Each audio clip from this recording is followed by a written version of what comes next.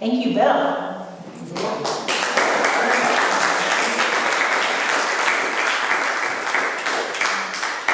It is my pleasure to introduce our speaker, a familiar face. Sanjay Lal is Senior Lecturer of Philosophy at Clayton State University. Sanjay's research focuses on non-Western philosophy, peace studies. He's past president of the Concerned Philosophers for Peace, and comparative philosophy. His works include the books Gandhi's Thought and Liberal Democracy and Violence. Wait, let me say that better. His works include the books Gandhi's Thought and Liberal Democracy and Violence, Nonviolence, and Moral Worth. He, along with his wife and son, have been regulars at First E since 2011. Please help me welcome Dr. Sanjay Lal.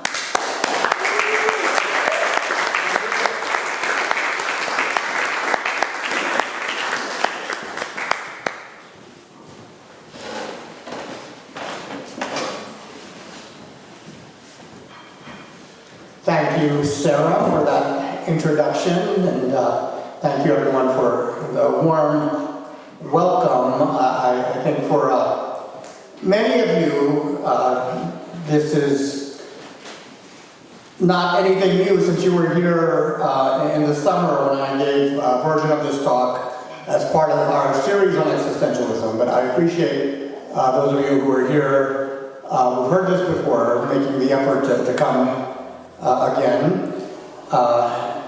I'm really glad to be here on the day that the Community Service Award was given. It's good to hear about the works people are doing who are actually, you could say, living these ideas and not just discussing them.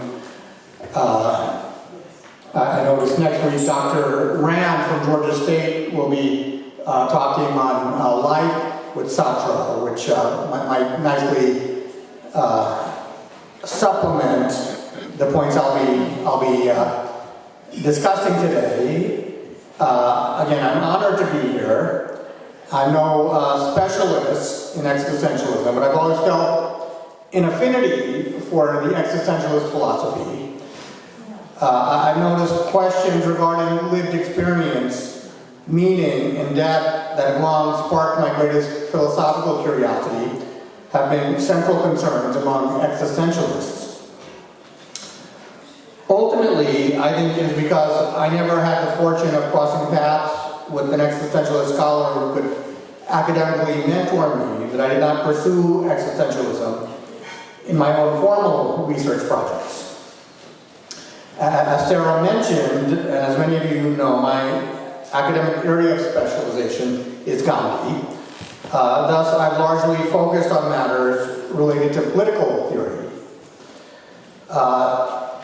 Today, I want to discuss how I see certain existentialist insights to nicely dovetail with the kinds of teachings Gandhi expounded in his attempts to advance political and social reform.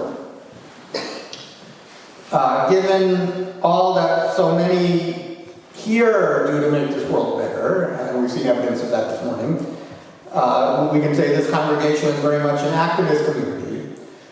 Therefore, I think emphasizing aspects of existentialism that are pertinent to activism has a special significance for us. So if I can play some role in stimulating thought among us about what it means to be, or to take an existentialist approach to political activism. Given that its most well-known exponents have typically focused on matters pertaining to individual meaning and liberation, existentialism is not commonly regarded as a political philosophy, like, say, liberalism or socialism. It is clear, however, that over the last century, existentialist thought has had a tremendous impact on global events. In her book At the Existentialist Cafe, Sarah Bakewell writes, "No one could argue that existentialism was responsible for every social change in the mid-20th century, but with its insistence on freedom and authenticity, it gave impetus to radicals and protesters." Regarding the prominent existentialist thinkers of the 20th century, Bakewell further states, they did not sit around playing with their signifiers, that they asked big questions about what it means to live an authentic, fully human life, thrown into a world with other humans also trying to live. Many of them longed to change the world and wondered what sacrifices we might or might not make for such an aim. In this talk, I'll discuss certain well-known aspects of existentialism, as that philosophy was expounded upon by Jean-Paul Sartre. I will aim to show how the parts of existentialist philosophy I focus on, specifically its emphasis on action, its understanding of the nature and value of freedom, and its conclusion that humans only seek the good, have great importance for how we should think about as well as engage in political activism. I will try to show that for those who seek personal meaning and liberation through political work, existentialism is a rich source of philosophical nourishment. Ultimately, I maintain that emphasizing the aspects of existentialism discussed here holds great promise for present-day protesters and radicals who are confronted with the particular challenges of living in America in late 2025. In elaborating on the well-known existentialist notion that we are defined entirely by our choices, Sartre emphasizes that it is the choices which are actually manifested through our actions, and not ones we tell ourselves we would make if our circumstances were different, that really define us. He declares, there is no reality except in action. For the existentialist, there is no love apart from the deeds of love. There is no potentiality of love other than that which is manifested in loving. There is no genius other than that which is expressed in works of art. In expanding on Sartre's philosophy, Albert Summit writes, the only criteria by which the relative success or failure of an individual's existence can be measured are the success and failure of his actions, rather than the nobility or baseness of his aspirations. The latter can be ascertained only as they give rise to some overt act of existence, and it is only the act itself which can be evaluated. Outside of the impress one makes on life, there is nothing. It is specifically in regard to political activity that this kind of insight can be most strongly felt. In protesting against slavery and the invasion of Mexico, Henry David Thoreau wrote, there are thousands who are in opposition, or who are in opinion opposed to slavery and war, who yet do nothing to put an end to them. There are 999 patrons of virtue to every virtuous man. As is well known, Thoreau engaged in highly influential acts of civil disobedience to express his opposition to slavery and war. Thus, from the standpoint of existentialism, it should not be surprising that the life Thoreau chose to live is regarded as more notable and inspiring than the ones lived by his sympathetic but forgotten contemporaries, whose support for his work never translated to actual action. For the existentialist, after all, Thoreau's life manifested authenticity, something all our lives should embody.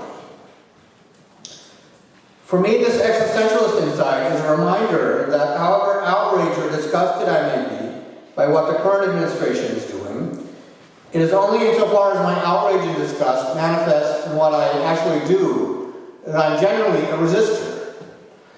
When it comes to defining my character, nothing I feel while I'm scrolling through various websites or listening to endless cable news chatter can be a substitute for the actions I take in resisting the wrongs happening before me. From this line of thinking, it would follow then that regardless of whatever outrage or disgust I might be feeling at what's taking place in the world, there is no protest or resistance other than actual acts of protest and resistance. Sartre's words remind me that, above all, it is what I'm actually doing that determines who I actually am. Notably, it is in keeping with the spirit of existentialism to hold that what I do does not need to be as dramatic and laudable as what someone like Thoreau did, like going to prison for refusing to pay taxes, for my actions to matter. In discussing the efforts of the resistance group that Sartre formed, and which ultimately floundered during the Nazi occupation of France, Babel writes, being involved had a positive effect on their morale, as did other attempts at resistance, even those that seemed fey or futile. There was encouragement to be found in miniature rebellions, such as those of Jean-Paul Sartre, one of Sartre's group members, who left small anti-collaborationist poems signed only with his initials lying around on cafe tables or post office counters. Other Parisians made similar gestures. Forbidden to fly tricolor flags on Bastille Day, for example, people would find ways of bringing red, white, and blue together, perhaps on a colorful scarf, or by wearing a red jacket together with a blue purse and white gloves. It all mattered. While it would certainly be ideal if I were to exhibit a kind of perfect authenticity via my political activism, the existentialists remind me to only expect so much from myself and to value the worthwhile actions that I actually perform. This understanding is clearly in line with honestly acknowledging the reality of the human condition. What is also relevant to how we should think about political activism is the common existentialist understanding of freedom. Clearly, this understanding is significant to Sartre's provocative declaration made while he was participating in the French resistance movement. Never were we so free than under the German occupation. According to dominant existentialist understanding, we can never not be free, as regardless of whatever the situation may be that we find ourselves being thrust into, we'll always have the freedom to choose how we interpret what is actually transpiring. Sartre famously declared, man is condemned to be free. Condemned because he did not create himself, yet in other respects is free, because once thrown into the world, he is responsible for everything he does. Since the situation the occupied French were in was most conducive for achieving such a realization, Sartre took those in his country to be closer to freedom than they ever were before. This insight reminds me that no matter what awful things are going on around me, no one, and certainly not the current occupant of the White House, can take away that which I should give the highest value to, which is my own freedom. Indeed, it is by knowing this that I become more willing to resist the wrongs I see taking place around me, and to endure whatever hardships my resistance may bring. Sartre indicates that he was led to realize the indispensable worth of his own freedom as a result of the way he chose to respond to the bullying he experienced as a 12-year-old. He decided to buy his tormentors pastries, and thus, as Bakewell puts it, he redefined the situation on his own terms and made a sort of artwork out of it. In later reflecting on the significance of this episode, Sartre remarked he was no longer someone who could be persecuted. This kind of understanding is further illustrated by Sartre in his fictional play, The Flies. When the tyrant, Agitthesis, learns of his opponent, Orestes' awareness of himself as a free being, Agitthesis remarks, to lay hands on him, to put him in irons is not enough. A free man in a city acts like a plague spot. He will infect my whole kingdom and bring my work to nothing. In the same dialogue, Zeus, the king of the gods, states, once freedom lights his beacon in a man's heart, the gods are powerless against him. Notably in the play, Orestes goes on to imply that he sees his duty to the people of the city as not so much helping them overthrow tyrannical rule, but of awakening them to realize their own radical freedom. This is a notion that resonates with Sartre's declaration, I am obliged to will the liberty of others at the same time as mine. I cannot make liberty my aim. unless I make that of others equally my need. Like social reformers have shown throughout history, individual acts of resistance have a way of greatly inspiring others. If there is no higher value than freedom, it follows that there is no higher service than work that helps light the beacon of freedom in the hearts of others. It makes sense to think that it is best to think of the work we do in the political sphere in just this way. What's more is that even though the word freedom gets bandied about quite a bit in our political discourse, clearly few of us seem to understand the truth that a society's freedom ultimately hinges on how aware its individual members are of the actual nature and value of freedom. A country, after all, cannot really be free if its members have no awareness of their nature as free beings, regardless of whether it is formally recognized as a constitutional democracy. Thus, we can see how existentialist insight allows us to conceive of political activism, specifically regarding freedom, in ways that make it more profound and meaningful than it often seems while we're experiencing the ups and downs of everyday life. As many of you know all too well, political involvement has a way of seriously aggravating our differences with others. Over the last decade, specifically since Donald Trump took that infamous escalator ride, this point could not have been made more clear to so many families in our country. Here another passage from Sartre's writings around. In expounding on what he sees to be entailed by our freedom, we read, "In creating the man we want to be, there is not a single one of our acts which does not at the same time create an image of man as we think he ought to be. To choose to be this or that is to affirm at the same time the value of what we choose. And nothing can be good for us without being good for all." This passage shows that to Sartre it makes sense to think that each person chooses the good as they see it. This idea is in keeping with Plato's notion that none of us willingly chooses evil, which is different from saying none of us actually chooses evil. Okay, Plato's idea is none of us willingly chooses evil. Sartre reminds me here that at some significant level, even those who I most fiercely disagree with are acting on an entirely pure motive. Keeping this point in mind helps me to maintain a perspective that keeps political activism from adversely affecting my own inner well-being. While I may find the choices and actions of others in the political arena to be unacceptable, and even downright outrageous, I should not take that to mean that there necessarily exist unbridgeable gaps between me and those who are my political opponents. They too, after all, are only acting on what they take to be the good. Thus, I'm able to preserve a sense of kinship with all, something which I found is integral to my own inner peace. I'm able to do this even while I engage in activity that may inherently seem divisive and polarizing.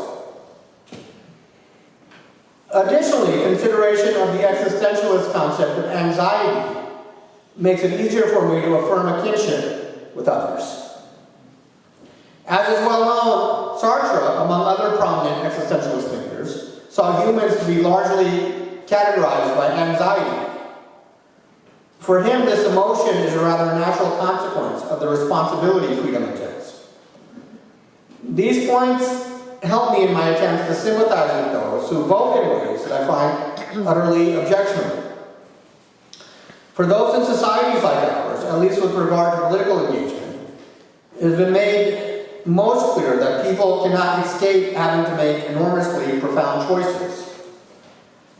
Sartre maintains that this reality underlies the common human experience of anxiety in everyday life. Clearly for us in modern day America, our nature as free beings has been much more emphasized in the political sphere than probably anywhere else. It should not be surprising then that existentialist anxiety is most evident in our behavior as voters. This helps explain, even if it does not justify, why so many vote in ways that can only be thought of as crazy. When, for example, I think about how so many of my fellow citizens can willingly cast their vote for someone who is so openly antagonistic toward democracy, it helps me to keep existentialist insight in mind. In their everyday lives, existentialists tell us, humans find freedom to be so terrifying that they go to great lengths to avoid even acknowledging it. Thus, it is hardly surprising that so many would be attracted to the prospect of having a leader who can relieve them of the perceived burden of freedom. By keeping this in mind, I'm better able to engage with political opponents in ways that can foster understanding and a sense of community. Ultimately, I take existentialism to be telling me that worthwhile political activism aims to reveal both the value of freedom and the folly of attempts to avoid it. At the same time, this philosophy reminds me that it's not so realistic to expect people to generally respond positively to arguments that emphasize the importance of freedom, regardless of how natural it may seem for me to assume otherwise. I can only convey and celebrate the value of freedom by my actions, more specifically by how I live, which according to Sartre is the only thing I can be judged by. Approaching political activism by keeping this point in mind has a way of allowing me to stay focused on the things that truly matter.